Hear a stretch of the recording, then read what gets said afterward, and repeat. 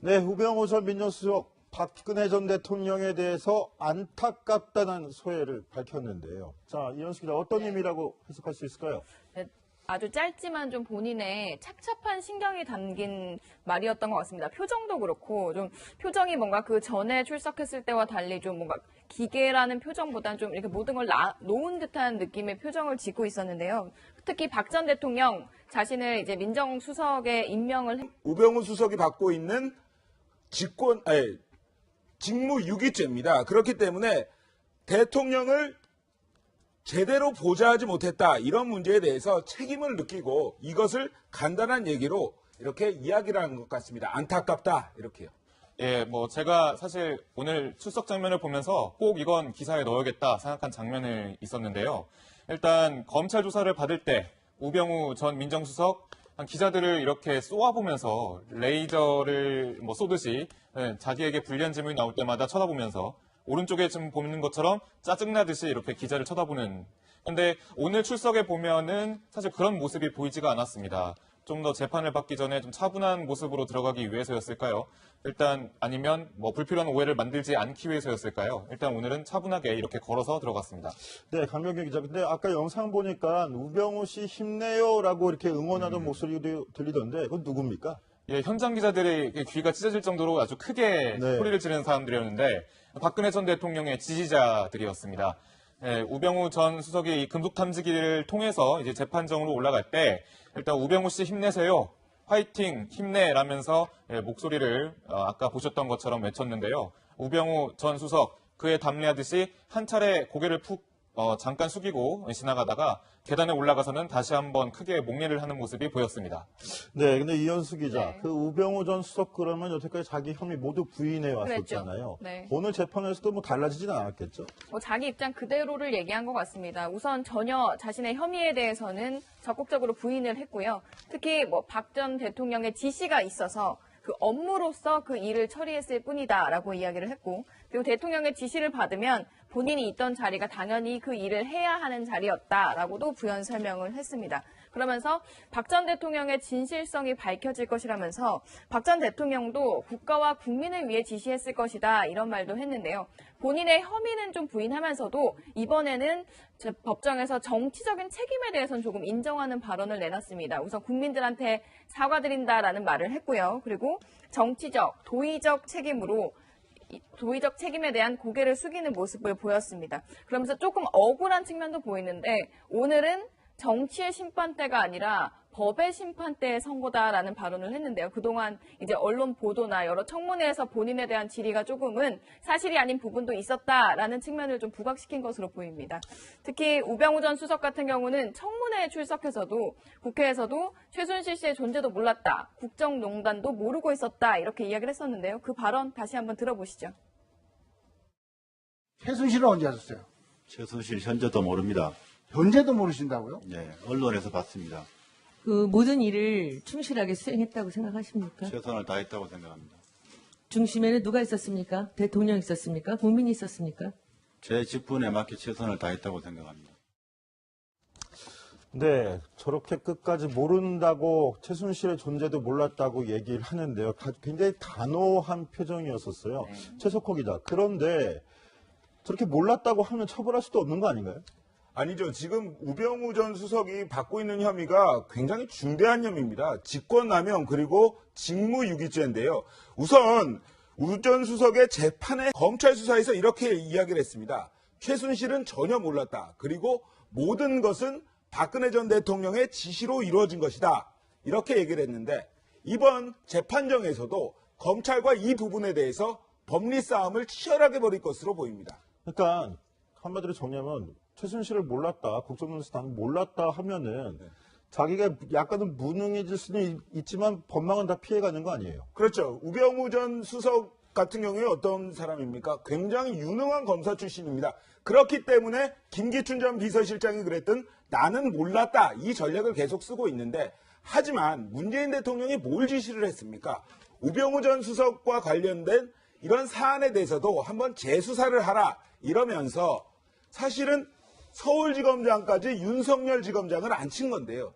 이 부분에 대해서 검찰이 좀 더 면밀한 수사가 이루어질 것으로 예상이 되는 바입니다. 네, 그런데 오늘 돈봉투 만찬에 연루돼 이영렬 전 서울중앙지검장과 안태근 전 검찰국장이 면직 처분을 받았습니다. 공교롭게도 두 사람 모두 우병우 사단이라도 불렸던 사람들인데요. 자, 강병규 기자. 네. 이 징계가 우병우 전 수석에 대한 재판이나 수사에도 영향을 미칠 가능성이 있습니까? 예, 그렇습니다. 우선 돈봉투 만찬 당시에 자리했던 사람들이 이 최순실 국정농단을 수사했던 서울중앙지검 그 수사팀의 일부 멤버들이 사실 같이 동석을 했었거든요. 그런데 이제 우병우 전 민정수석도 그에 대한 일환으로 이제 조사를 받지 않았습니까?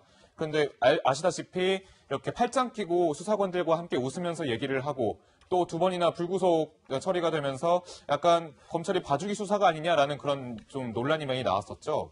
그런데 이영렬 전 서울중앙지검장이 이 9만 5천 원짜리 그 돈 때문에 이 돈봉투 만찬 때문에 현재 검사로서는 제1호 김영란법으로 이제 기소가 된 상태잖아요. 그렇다면 우병우 전 민정수석과 그 주변의 수사 멤버들을 조사하면서 혹은 재판에서 이제 진술을 하고 증인이 나와서 이야기를 하면서 우병우 전 민정수석의 수사에 관해서 어떤 새로운 증거라든지 새로운 진술이 나오지 않을까 생각이 되고요. 그렇게 따지면 우병우 전 민정수석에 관한 검찰의 그 재조사 그리고 현 정부의 재조사 추진이 좀 더 탄력을 받지 않을까라고도 생각을 하고 있습니다. 네, 그런가 하면 주 4회 재판을 받는 박근혜 전 대통령 오늘도 법원에 불려 나왔는데요. 자, 이현수 기자. 네. 박근혜 전 대통령 올림머리가 계속 헝클어지는 모양새가 또 화제가 되고 있어요. 네. 많이 좀 힘들어 보이는 모습이던가요? 어떤가요? 실제로 화면을 좀 보면서 설명을 드리면 이번 주에 이제 처음으로 주사회 재판을 시작했죠. 화면에 보면 이제 첫 출석 때의 머리 스타일과 이제 오늘 머리 스타일이 좀 많이 헝클어져 있는 모습이 보이기도 합니다. 이제 주사회 첫 주 재판을 받으면서 조금 빡빡한 일정으로 제대로 뭔가 신경을 쓰지 못했을 수도 있고, 그리고 또 어떻게 보면 사실 누가 와서 이렇게 머리를 만져주는 게 아니라 본인이 좀 커다란 핀 3개로 고정하는 부분이기 때문에 뭔가 항상 깔끔하게 매무새를 한다는 것 자체가 조금 힘든 게 아닌가라고도 그냥 생각이 듭니다.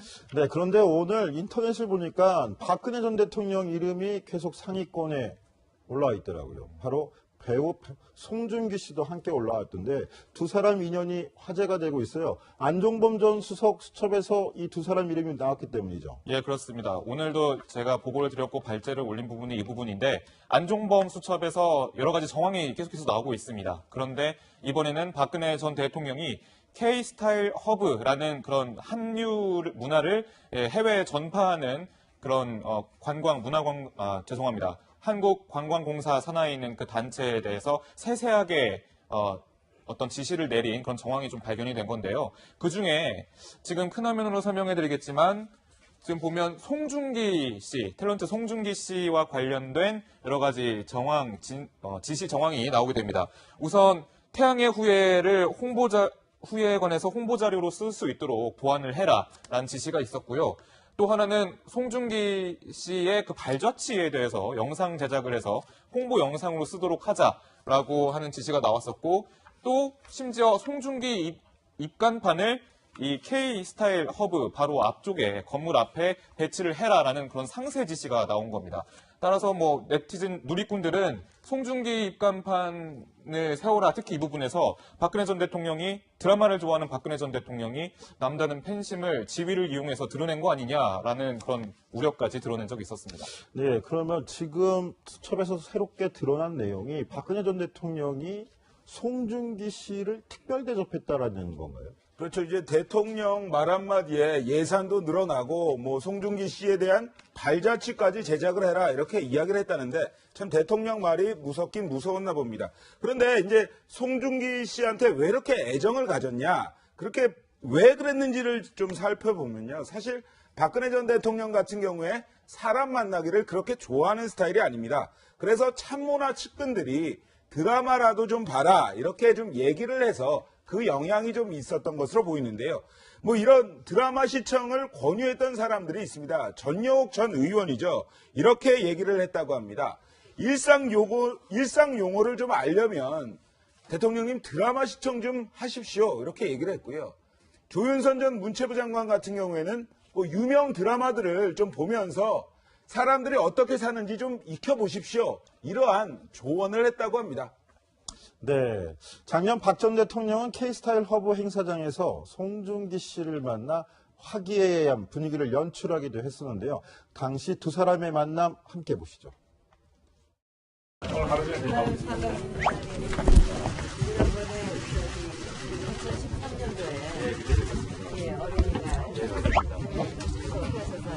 즐거운 시간을 보내는데 그때가 저도의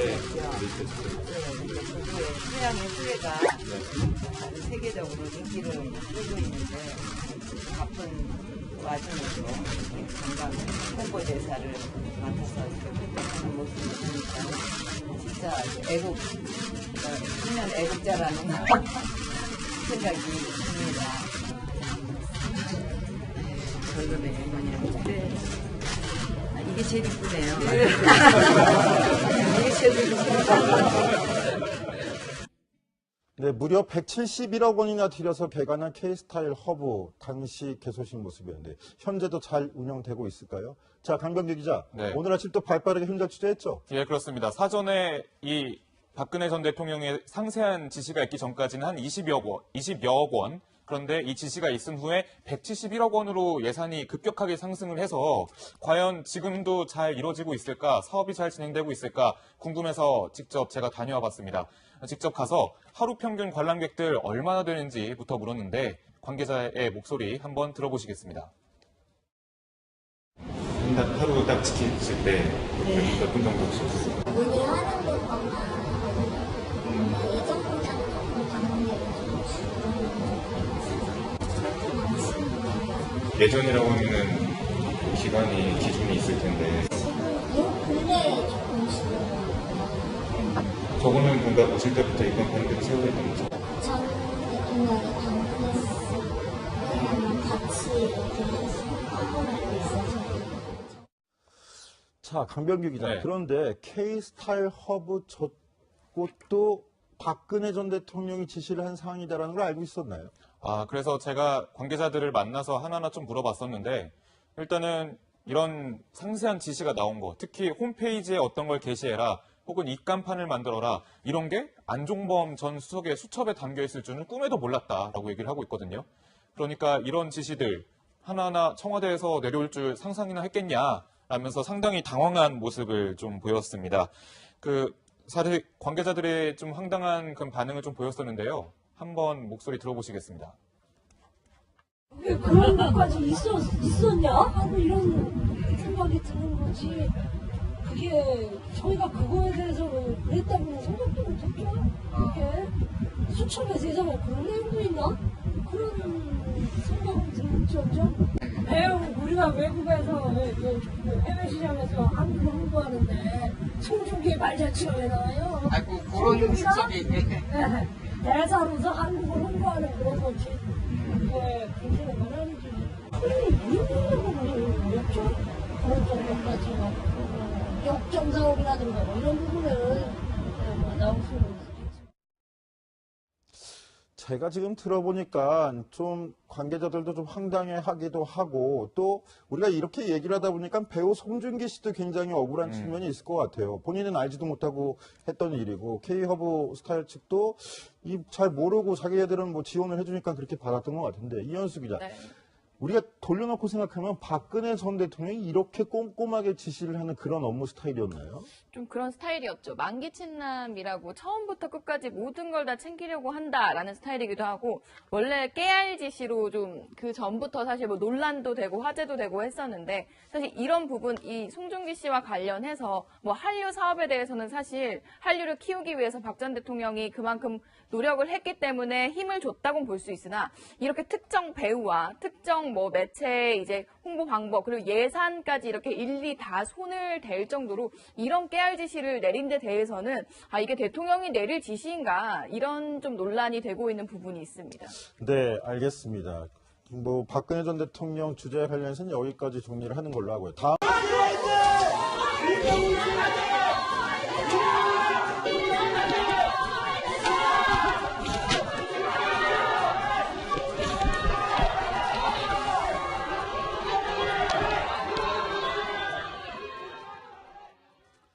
네, 우병우 전 민정수석 박근혜 전 대통령에 대해서 안타깝다는 소회를 밝혔는데요. 자, 이현수 기자 어떤 의미라고 해석할 수 있을까요? 네, 아주 짧지만 좀 본인의 착잡한 신경이 담긴 말이었던 것 같습니다. 표정도 그렇고 좀 표정이 뭔가 그 전에 출석했을 때와 달리 좀 뭔가 기계라는 표정보다는 좀 이렇게 모든 걸 놓은 듯한 느낌의 표정을 짓고 있었는데요. 특히 박 전 대통령 자신을 이제 민정수석에 임명을 우병우 수석이 받고 있는 직무유기죄입니다. 그렇기 때문에 대통령을 제대로 보좌하지 못했다. 이런 문제에 대해서 책임을 느끼고 이것을 간단한 얘기로 이렇게 이야기를 하는 것 같습니다. 안타깝다. 이렇게요.